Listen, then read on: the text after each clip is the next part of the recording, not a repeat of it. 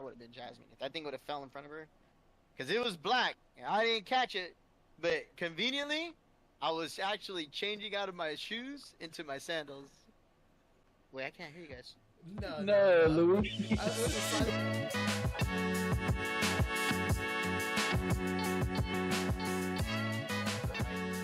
What's up, YouTube? Welcome to week 6 of the Single High Podcast. Yeah, I know, 6 weeks in, man. 6 weeks in, and shit just got more interesting. We have a lot to freaking open you guys up to this week. No diddy. There was a lot of some recent trades. I'm glad we waited to do the episode a day later, because now we can talk about them. And there was some surprising wins. Well, it's not fantasy surprising relevant, losses. But, I mean, all right, it's fantasy relevant. Very fantasy relevant. They're talking about Aaron Jones right now, and that he might not be back for this week, even though they had the bye week to recover and stuff. They said that he's not looking 100%. He's day to day right now as it is. Yeah. So keep an eye out if you're an Aaron Jones owner. I'm one of them, which I'm shitting bricks right now because literally DeAndre Swift, I had to just put on the bench because it's his bye week. And yeah, so now I'm like in that, and it's 18-man fucking league, so yeah. The other two that are like projected to come back this week, they're not a lock so far, but and originally we thought it'd be the other way around. Puka Nacua is probably still a good 2 to 4, anywhere from 2 weeks to a full month still out.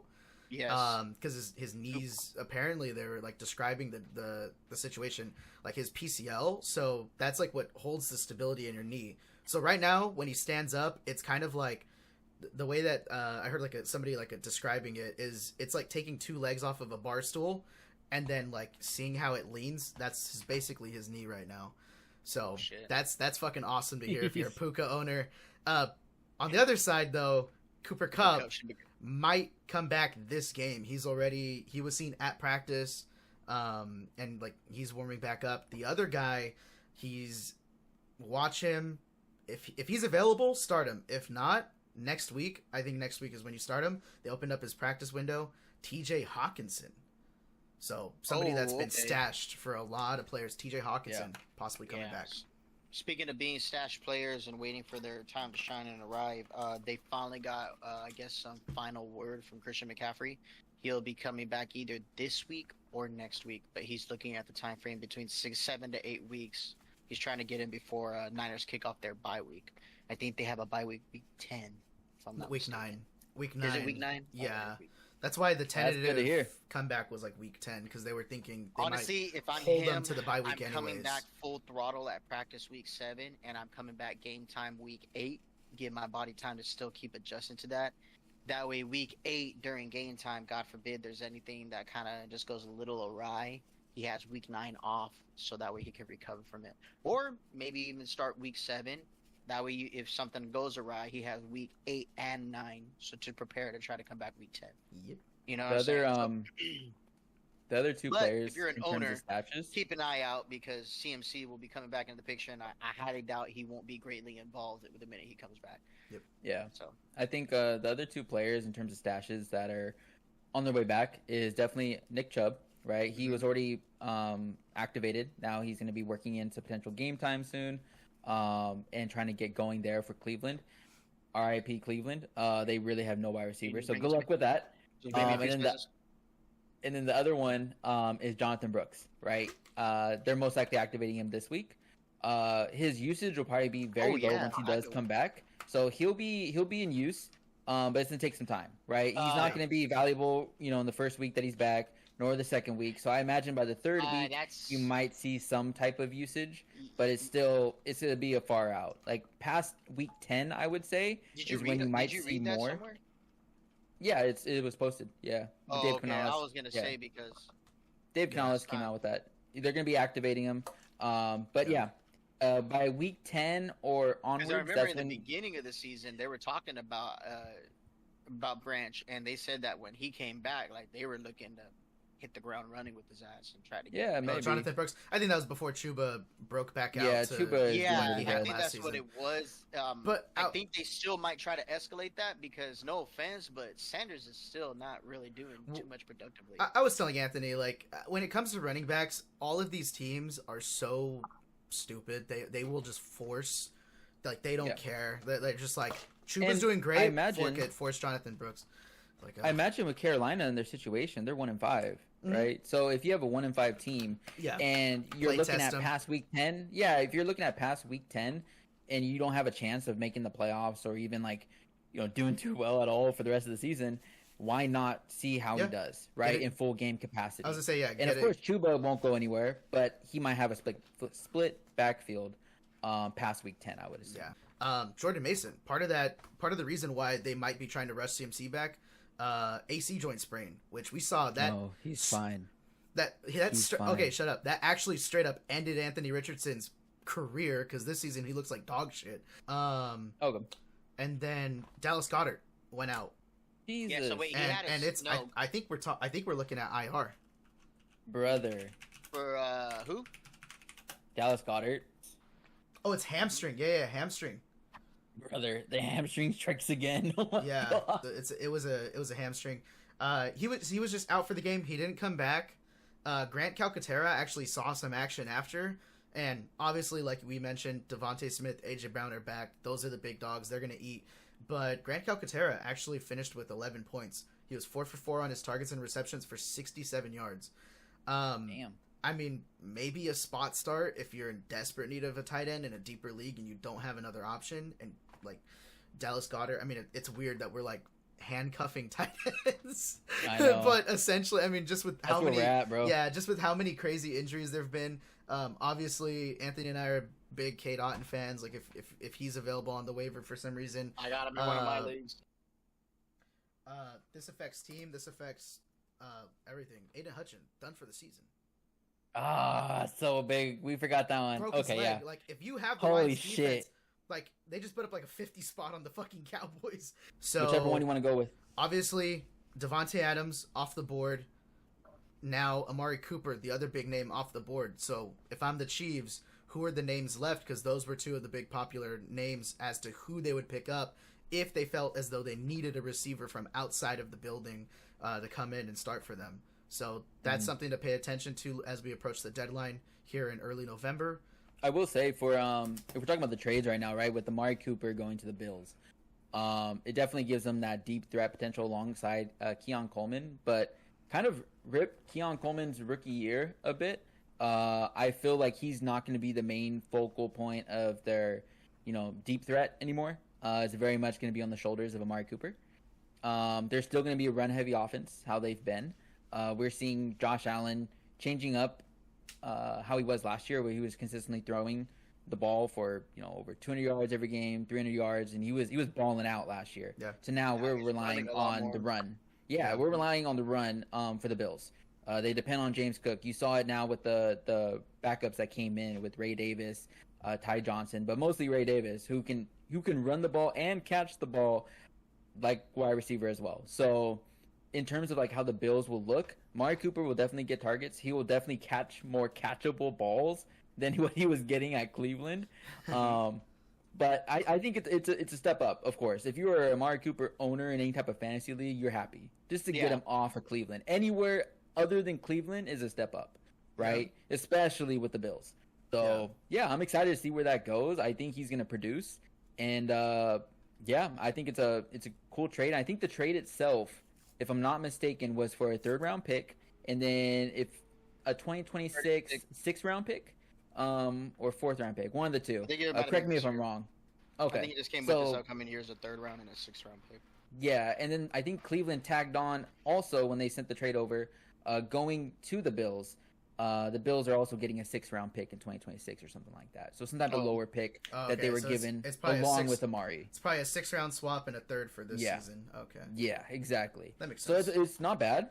And I believe Cleveland definitely needs those picks too on that side of things, so that way they can actually rebuild and find a way to get out of Watson's contract. But, brother, it is insane. But should have told the Eagles, we'll take your backup quarterback. No, for real. Shoot, they'll take anybody. I'm sure they could get out of that situation. But right now, they're so screwed that they are stuck there until any type of allegation is proven true, and that's the crazy part. Mm-hmm. Right now, Deshaun Watson has beaten more allegations than he has thrown passing touchdowns since he's gone to Cleveland. That's insane. That's a legitimate stat. That's fucking embarrassing. Yeah. Hey, but we won. We barely beat him, but we won. Fuck it. Yeah. I'm excited for that. Do you guys want to touch on that? Anyone got any opinions on how that might go?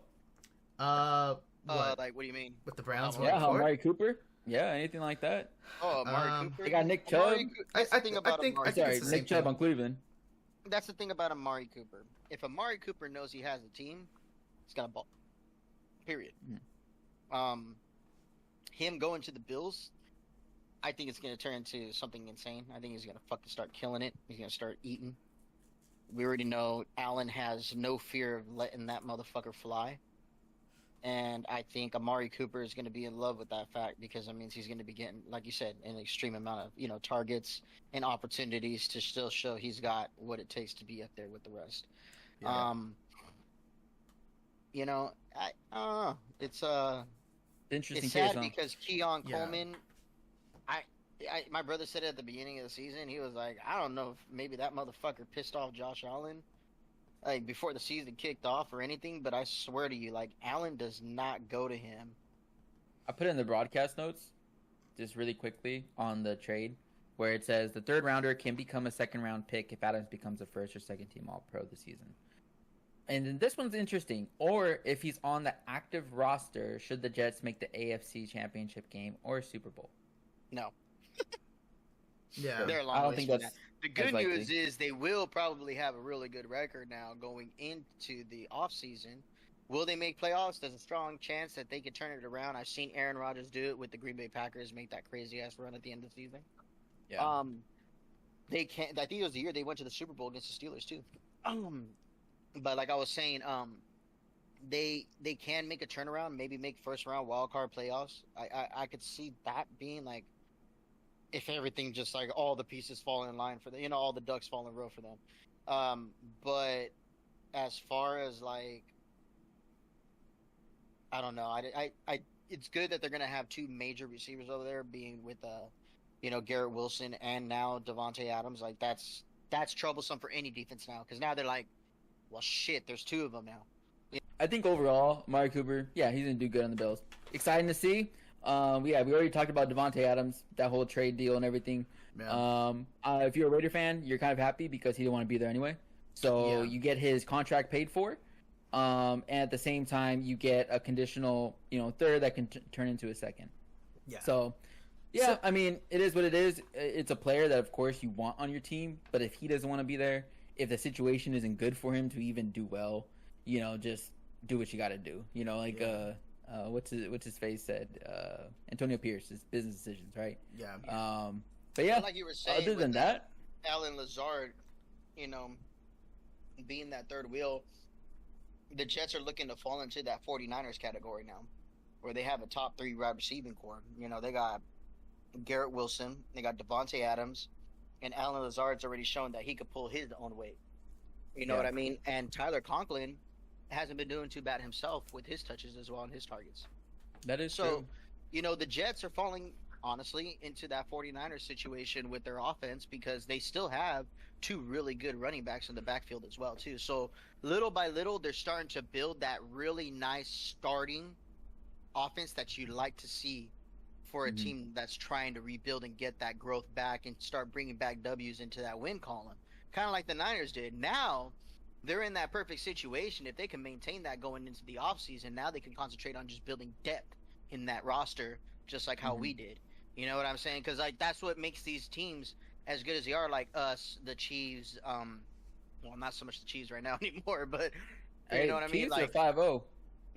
They're 5-0, but they've been struggling on that 5-0, and they've been taking some serious injuries along the process, which is Oh yeah, no, I'm not taking that away from that. But what I'm saying is like, it is going to be harder for them to win down the stretch now just because of the fact that they lost Rashee Rice for the rest of the season, and Isaiah Pacheco's still out for another 6 weeks, I think maybe. 2 weeks. Like 5. Weeks.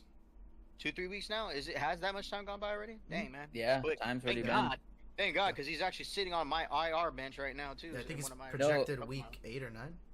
Yeah, I think week 8 is like the high end or short end of when he gets started. Probably week 9. Probably high end. I think is week 10, possibly week 9. Yeah, week 10. Yeah. That's what it was. I think like make a comeback into practices week 9, and then he plays. That's when his window kind of shit is at the high. Yeah, they're able to open his window, but at week as early as week 8. I think. I think like the Jets are in a weird spot though. Like I get why they make this move, but I also don't understand it. I think if you're a Jets fan, you're kind of it's bittersweet. You're bringing a 31-year-old wide receiver who obviously is great, all pro, all world, but is coming off of like a hamstring injury, which you don't really know the severity of, whether or not it was more he just didn't want to play. Yeah, whether it was like a Kawhi Leonard situation or I saw a shit ton of posts and memes today that showed like the Dewey from Scary Movie, and it shows him all walking crippled, and all of a sudden his stride just going smooth, and there's what hamstring injury? No, like I mean, like he showed up on the Pat McAfee show today with Aaron Rodgers. Like he was already in New York by the time the news was announced. Oh the yeah, motherfucker he wanted was out. wasting no time, bro.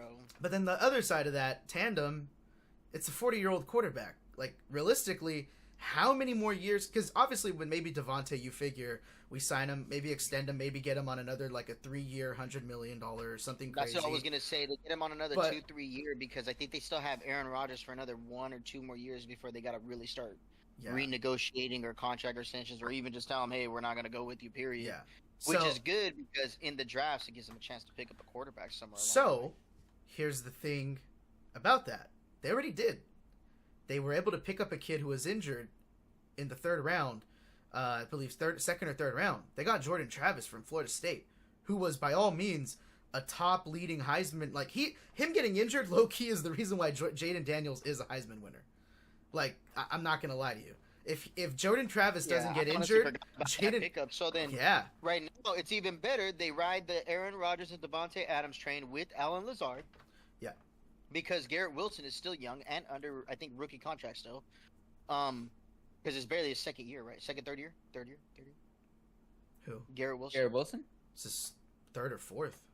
That's what I was going to say. Should be his 3rd. Right? I think it's his 3rd. Yeah. All right. So, technically you don't have to really start negotiations with him until, like, this year if you want to be nice. Next year, most likely. No, he was a first round pick, so extension talks are going to start this offseason. Yeah. Mm-hmm. But... the good note going into that is, like I said, ride that Aaron Rodgers and Devontae Adams high, and in the process, scout the college world to start finding their replacements. You already know you have you already know you got your replacement with Travis, like you said. You know what I mean? The best case scenario now is you can use these next couple of years to start stacking receivers for that motherfucker. Start stacking another tight end, a younger tight end. You know what I mean? Things like that. They could start looking into adding to those assets, or even picking up somebody that's strong defensively that can really take that defense over and get it going. I just see the Jets in a very good situation with this trade. I do see the sense in it. And honestly, they got him for a very low fucking cost. It only costed them a 3rd round pick. Conditional 2nd, which ain't shit. For somebody like Devontae Adams. Honestly, I think the Raiders could have possibly got a little bit more out of Devontae Adams. I think a lot of the main thing was getting out of the contract. Yeah. That's what I was going to say. I think a lot of it just had to do with let's just hurry up and fucking part ways. He doesn't want to be here, and AP's over there probably like, I don't fucking want him here. You know what I mean? And shit like that. So, but at the same time, this is where you make a mistake as a business owner, as the business portion of it. They could have gotten a lot more for Devontae Adams, in my personal opinion. They really could have gotten a little bit better than a 3rd. I think they could have walked away with the 2nd or higher pick if they just wanted to stay with picks. You know what I mean? I think they could have negotiated something along the lines of that, or maybe gave it the 3rd round and got something better than just whatever they got.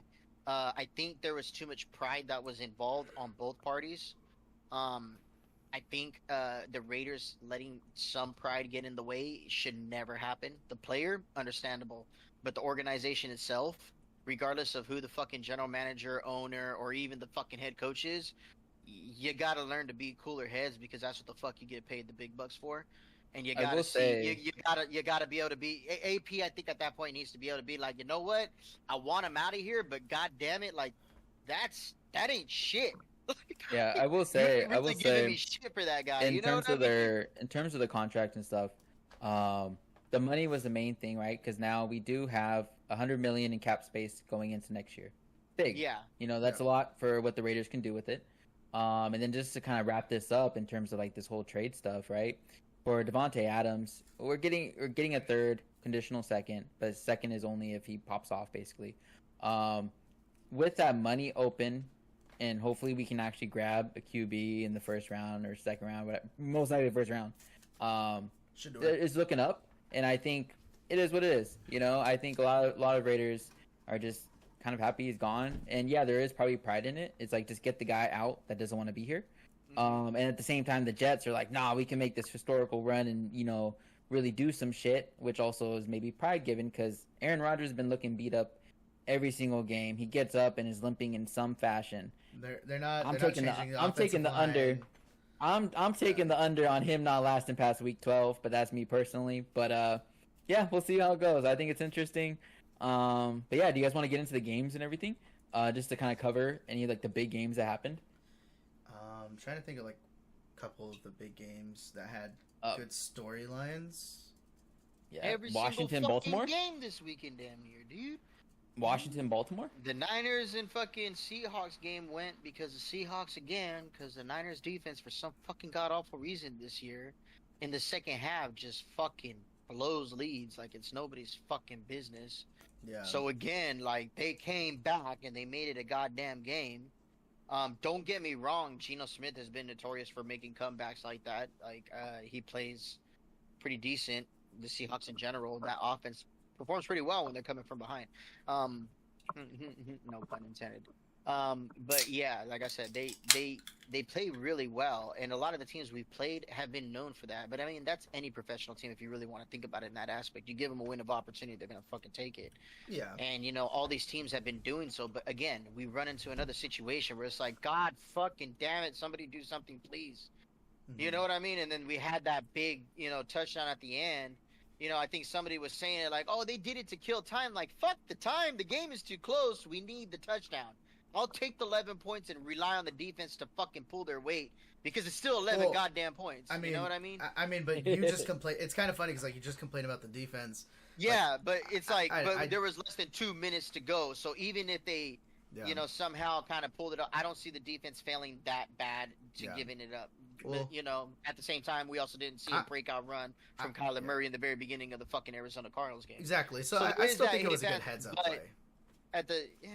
No, that wasn't a heads-up play. That was him getting his fucking shit slapped at the last second, and he just got caught and slid. They're saying that he slid on purpose just to make it sound good, but in reality, if you watch the replay, he just got nicked. He got nicked on that back foot, and it caught up with him. That's it. Yeah. Other than that, they finally got the touchdown. They were able to kill a little bit more clock thanks to it, and they were able to secure the win. But the point of the matter is, it should have never been that fucking close to begin with. Yeah, Geno should have hit some shots and fucking took the lead. Geno played like shit. Yeah, he did. Honestly, if he would have played a better game, they probably would have beat us by a decent margin. The Niners defense were like trying to hand it over. I think all of them. But there was a shit ton of close fucking games. Like, even the fucking the Jets and Buffalo game last night came down to the fucking wire, which was shitty offensively because like it was a low scoring game. I think they won 20-17 or was it 23-20 or something like that.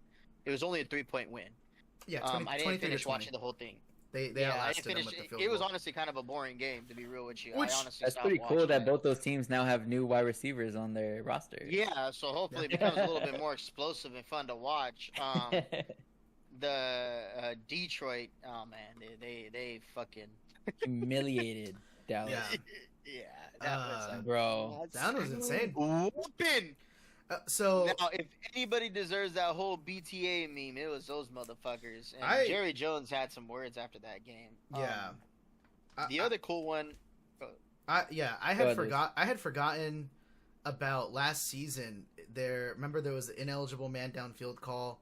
Like that's why they lost the game. They went for it. They went for the 2-point. Obviously they could have tied it. They could have ended up kicking the field, like the extra point, and just going to overtime instead. They went for it again. They didn't get it. They lost. They felt cheated.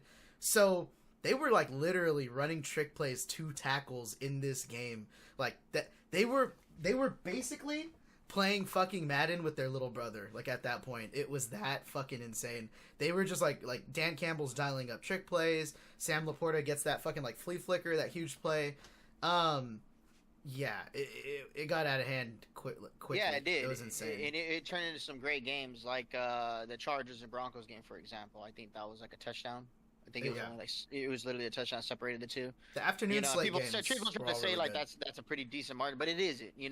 Like basketball. A couple threes and we're back in the game. That touchdown would have tied the game and took it overtime. Tennessee Titans against the Colts. That was another one. It was just like.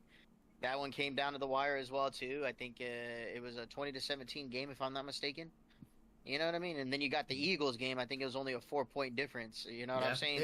It took a big AJ catch at the end to seal it. Yeah. Yeah. Oh, I will say, dirty win. I will say, out of all these games that we're kind of talking about so far, for the Tampa Bay and New Orleans game, is Baker Mayfield a candidate for MVP this year?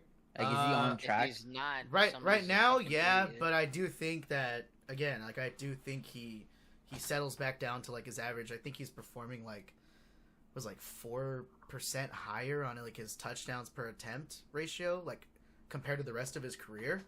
And that's including last year with Tampa Bay. Like, that's... So, I mean, that's the only reason. I think he's, like, overperforming right now. And you see it happen. It happens...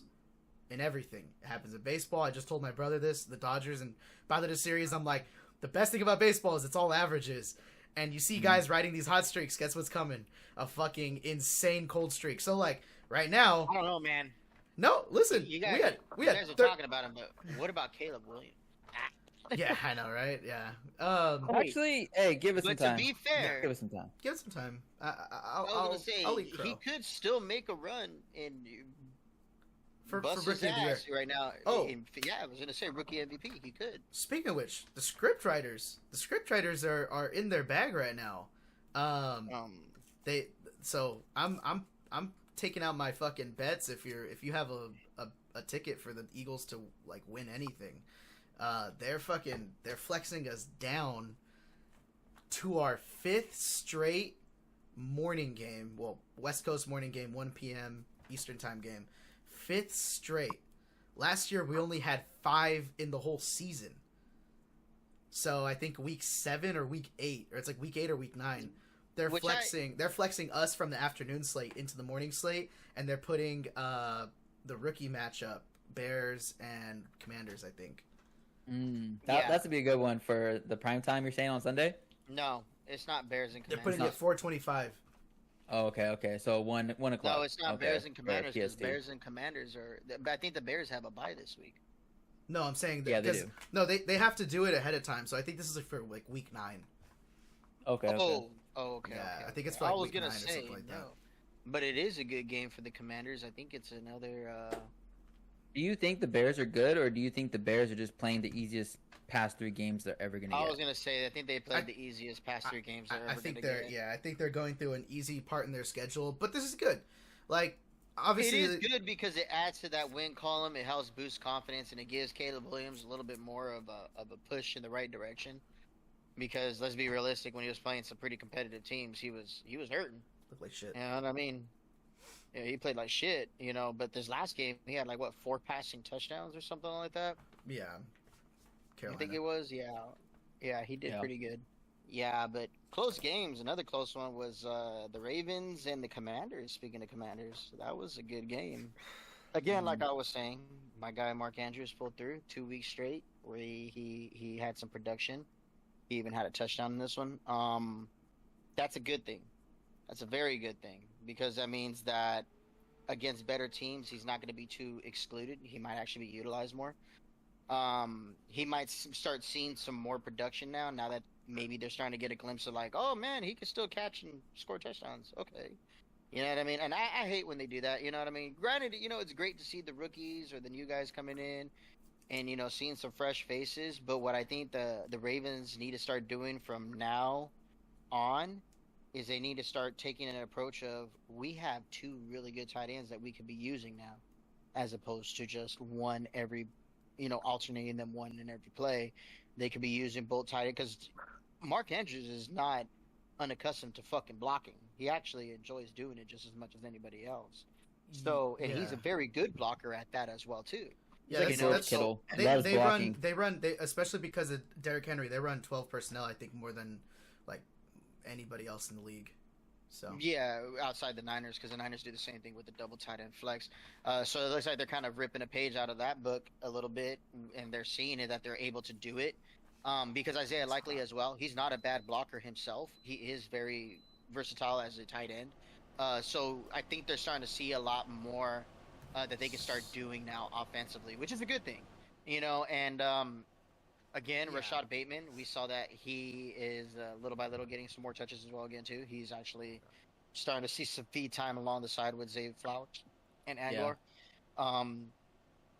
That's good, and that means that it's good if you're a Lamar Jackson owner, in a sense too, because it means that he's starting to see the field a lot more in a different way. So he's starting to air it out a little bit better. Yeah. I think a lot of that. He did have a rough start this game, though. I'm gonna say that because I actually played against him in one of my leagues, and he had a pretty rough start. Yeah. Yeah, he didn't really start picking up his points until the back end. I think there was like two big key factors to this game. Number one, obviously, like you were saying, like you're seeing a lot of productions from these guys, and a lot of it is over the last 2 weeks. And over the last 2 weeks, we have seen the Ravens in like very high scoring affairs, which we had just finished talking about that, like how good the Ravens defense has been. It kind of limits these other teams to the point where like they don't have to. So we saw it even in this game with Zay Flowers. Zay Flowers in PPR formats was put up anywhere from like 19 to 23 points depending on like the scoring system in your league, and that's all in the first half. He literally had nothing, zero, a donut in the second half. That's wild. And Mark Andrews was almost the flip of that. Mark Andrews didn't come alive until he got that touchdown at the end. So it's like you kind of see, I don't know, it's just really like a lot of inconsistency with the Ravens passing game. And so that's kind of more what I've been touching on. Like, and like for me personally, like I'm trying to get out from under Zay Flowers. No, like pause, no Diddy. Hey yo. So like for me, like I'm that's a wild statement. That's pretty bad, bro. Wild statement. Yeah, I'm fighting for my life under there. No, but like I'm trying to sell high on these guys because it's great. Like when it happens, it's great. But I just don't want a guy who's going to give me 8 points and then 20. And I'm not even speaking just about Mark Andrews. Like Isaiah Likely's shown it. Gave some people like 30 points in the first week and then hasn't been able to replicate that since, with the exception of last week. And that, like, so it's just this really weird system. The other thing is I think that game is a little bit closer if Brian Robinson is able to play, because Austin Eckler has been extremely inefficient running the ball, but he's been a great receiving back, so he's been a stalwart in PPR formats. So I think it's a little bit of a different game. That being said, the Ravens do have one of the best run defenses in the league outside of like the Chiefs. They're a pass funnel like Detroit. Yeah. You see that? He's getting benched for Russell Wilson next game. Like Russell Wilson is getting starter reps for whatever reason. Yeah, exactly. It's like, what? But he just had a hell of a game. Like, hell, I mean, a lot of it was penalties. I won't lie. But rushing wise. Oh, rushing wise, yeah. But that's what I'm saying. Like, he just had a hell of a game rushing wise. You know what I mean? Like, he's doing what Russell Wilson used to be able to do. Like, I mean, I could see why, maybe in the aspect of we want to see the ball aired out a lot more. We don't want to keep running, and not just that, but Luis is showing his money. I was about to say, like, I'm not. If I'm an owner too, if I'm a jet to sit on the bench. Thank you. I was gonna say the same thing. You know what, bro? I'm paying that motherfucker there way too much money to be riding that pine. Get him out there, get his stats up. You know you want Fields, fine. We'll keep him next season. But I gotta be able to sell this motherfucker at the end of this season. So get him in there. Let's pad his stats. Let's get him, show him that he's still worth some type of value. I could send him off somewhere and probably pick up some stock in the draft along with it. You know what I'm saying? Like, that's probably, I was going to say, like, my brother is sitting there doing, that's what I was leaning into, was like, if I'm an owner, it's like you said, I'm not paying this guy fucking what Justin Jefferson just got fucking racked out with to sit on the goddamn pine. That's Mhm. not why we brought him here. He was actually supposed to be our starting QB to begin with. You know what I Question. mean? So Question. Do you think now that we've seen the Travis Kelce and Taylor Swift situation that the NFL is gonna be paying attention more and they see Russell Wilson start? Do you think Ciara, who is his wife, is gonna get more airtime than normal? no, because he's been with her for a while He since has been before with he her even for a came to this while, field. but you see how popular like just showing Taylor Swift is. Of course, she's a global superstar, but Ciara, they're like, hey, let's see what we can do with her. Do you think she's gonna get a little bit more camera time? I'm just saying. But anyways, getting back to original scheduled programming. Yeah, there were some good games, right? Overall, we saw some good matchups, a lot of high scoring games this week. I feel. Um, yeah, the There only was, sad part but was probably the Bengals New York Giants. That's where it was like more of a low scoring. We thought it was kind of be like a more points than what was given. Yeah, well, that they one was said kind of a bummer. I don't know, man, because like Darius Slayton actually didn't do too bad this game. He Oh was yeah, getting he a did lot. okay. He was He did getting a lot okay. of targets, and I think they Like might neighbors have on back it. next week. Yeah, they have neighbors back next week, so having that is a good thing. But I'm not gonna Yeah, bullshit you. I think was his name Tracy, the running back. Hey man, he might be securing a spot to be getting a lot more touches than at Tyrone least what split they're. Tracy. backfield. Yeah, because he did pretty damn good this game, and Hmm. he was showing some straight CMC shit where he was flexing out to the slot. He was going out to receiver, and he was taking in catches. Come to find out, they were talking about it. The commentators apparently that was his original position, and then he moved over to running back. Yeah, he He was Wide used to receiver to running actually back. be a wide receiver, and he moved over to fucking running back, and it's paying his dividends now because he even said it himself. Like I don't mind the running back. I get the ball in my hands a lot quicker, Hey but yo. I still carry the yeah, he goes, but I still carry the assets and the skill set of if I need to flex out and go to a wide receiver spot, he can get the job done. And he was doing pretty good when passes came his way as well too. He had a lot of feed time, bro. He had a lot of touches and a lot of targets. So if you're a Tracy owner, that's a good thing. I don't see them That's leaning too me. far off of that. I think they're going to keep riding that high as long as they can. I think same thing like with the Niners. CMC may come back, and yeah, we're going to see him progressively punch into that offense and get going again. But I don't see them when JP Mason comes back ready to go. I don't see them being like, all right, well, we'll give you your 20% like last time. I think it's going to be more like, you know what, man, you've earned your 60-40 cut for right now. And Well, it could jump up to 50-50 next season. I'm looking forward to that. I Please You mean, know what I mean? let it I, be split. it's a scenario too where like I mean we saw it in the fucking like that's what bit them in the ass in the Super Bowl is that they never did this sooner. yeah. It's like this fucking Which Please split nobody the understood. backfield. Which nobody understood because since year one, Jordan Mason has been showing he's the runner he has been since day one. Like the run style that he's doing right now, the only thing that he got better at, and the commentators say it was catching. Other than that, the way he runs right now is how he's been running since day fucking one with the Niners. All right, you guys. We just finished up another week of fantasy football. We touched on a lot of games that were pretty high scoring. Honestly, there was a lot of good games, and so if you tuned into any of them, you most likely saw a banger, unless it was the Raiders versus Steelers. or unless But you're a there's been some Cowboys cool fan. trades, or unless you're a Cowboys fan. I was gonna say I don't think he was as bad as the Cow. Yeah, that's true. But yeah, there's some cool trades going on. We're gonna be looking forward to how those play out this coming week, especially seeing how they fit in with the teams, and if any of those teams can find more of a resurgence. Can the Bills become a stronger version of the Bills? Can Jets become a much stronger version of the Jets? So yeah, to be continued in terms of figuring that out, and we'll touch more on this next week. And shout out to Luis. I don't know what the fuck he has on his chin. No Diddy, but yeah, we'll see you guys next week.